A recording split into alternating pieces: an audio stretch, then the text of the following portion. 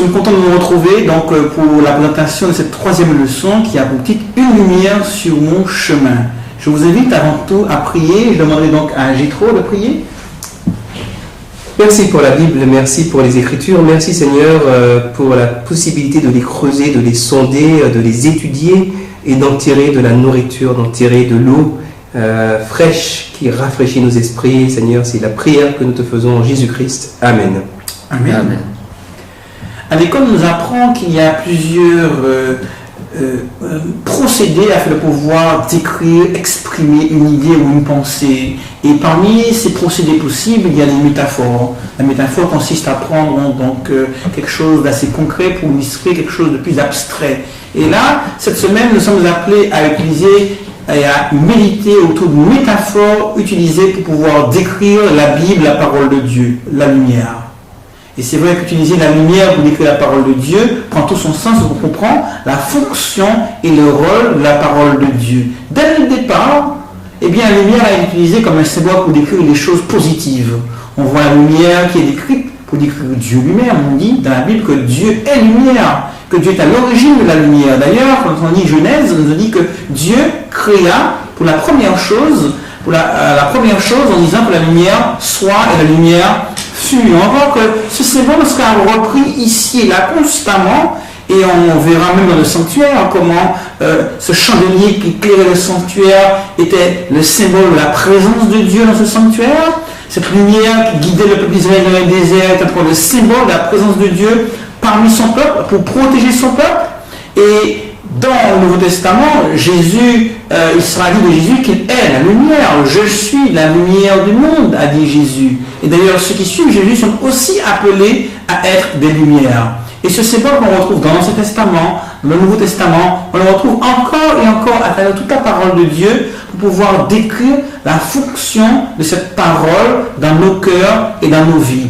Un texte clé de Timothée 3, verset 16, « Toute l'écriture est inspirée de Dieu et utile pour enseigner, pour convaincre, pour corriger, pour instruire de la justice, afin que l'homme de Dieu soit accompli et propre à toute bonne œuvre. » On voit donc que la parole de Dieu a pour vocation de nous permettre de distinguer le bien du mal, le vrai du faux, la vérité de l'erreur. Et ce n'est pas pour rien que dans le psaume 119, le plus long chapitre de la Bible, au verset 105, il dit « Ta parole est une lampe à mes pieds et une lumière sur mon sentier. » Et cette lumière, il faut pouvoir la recevoir. Il faut pouvoir l'intégrer. Et pour cela, il faut être conscient qu'il existe deux conceptions de l'inspiration des Écritures. Il y a la conception statique, immobile, figée, selon laquelle Dieu a quasiment dicté toutes les lettres, ce qu'on appellerait l'inscripturation, toutes les lettres, chaque virgule de la Bible. Évidemment, on pourrait se demander en quelle langue, puisqu'il n'y avait pas de virgule, mais on passe une petite parenthèse, sans grande importance. Cette conception figée implique que tout le monde comprenne la Bible de la même manière et retire les mêmes enseignements et par conséquent adopte les mêmes comportements. Cette conception est extrêmement problématique parce que quand on lit la Bible, on se rend compte que même à l'intérieur de la Bible, si on a cette conception figée, statique de l'inspiration, il y a des contradictions.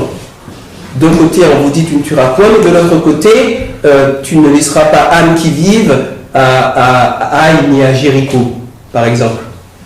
Alors, on se rend bien compte que Dieu parle différemment en fonction des époques, en fonction du public, en fonction de la maturité de son peuple. Il s'exprime différemment, il s'adapte tout simplement parce que les personnes qui sont en face de lui sont des personnes vivantes, qui grandissent, qui sont à des stades différents, dans des circonstances différentes dans leur vie.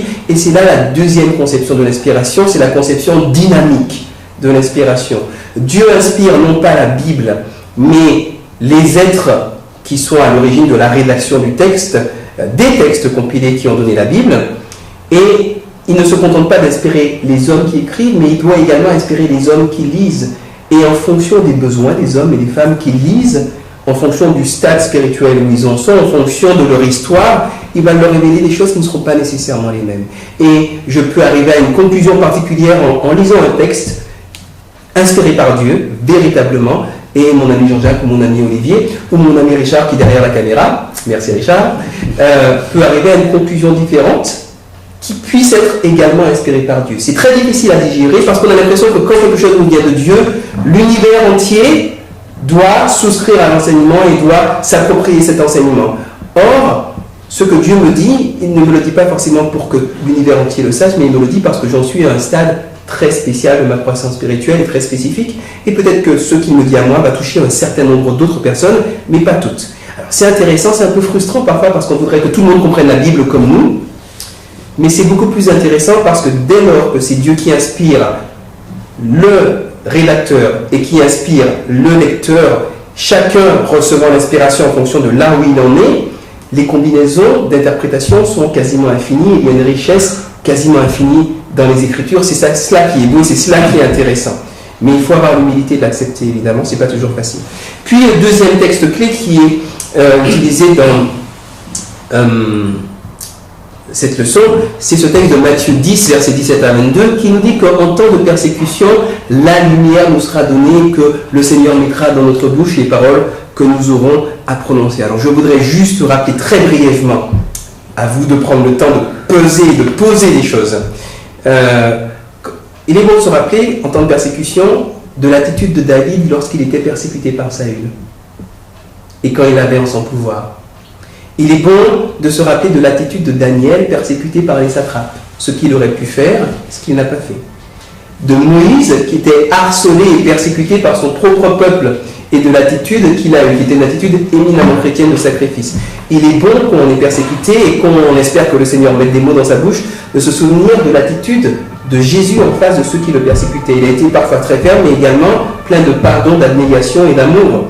Il est bon de se rendre compte que tous ces disciples de Jésus, et Jésus lui-même, persécutés, ne se sont pas mis à se victimiser, à considérer que le reste du monde était méchant, à considérer que c'était injuste, même si cela était, mais ont toujours essayé d'agir en faveur de ceux qui les persécutaient parce qu'ils les aimaient. Alors, cette en faveur peut prendre différentes formes, à vous de les détailler, ça peut être ferme, ça peut être doux, ça peut être par la question, ça peut être par l'affirmation, peu importe. Mais en temps de persécution, la Bible nous permet d'opérer un véritable changement de valeur dans les modes de réponse à la persécution que nous adoptons. Nous passons aux questions ouvertes avec Olivier. C'est vrai que la Bible est vraiment une parole vivante et c'est ça qui est fort. Elle a la capacité, le pouvoir, la puissance de changer une vie, changer un cœur. Et c'est dans ce sens qu'il faut essayer de faire cheminer les jeunes. Peut-être poser une simple question directe aux jeunes. D'entrée, qu'est-ce que la Bible pour vous? Est-ce qu'un livre d'histoire, un livre de sagesse ou plus que ça? Ça peut être intéressant de voir comment ils perçoivent justement cette parole de Dieu. Ensuite, pourquoi dit-on que la Bible est une lumière sur notre sentier? En quoi la Bible peut-elle nous éclairer? Et quel est le but de la Bible? Est-ce que si elle est une lumière, c'est pourquoi? C'est pour nous éclairer, c'est-à-dire nous illuminer, quelque part faire de nous, à notre tour, des lumières. Maintenant, la question qui peut se poser, c'est sommes-nous prêts à laisser Dieu éclairer nos zones d'ombre, nos petites ténèbres? Et peut-être c'est pour cela que parfois on préfère fuir que d'oser faire face à cette lumière qui peut éblouir. Donc interpeller les jeunes sur ça.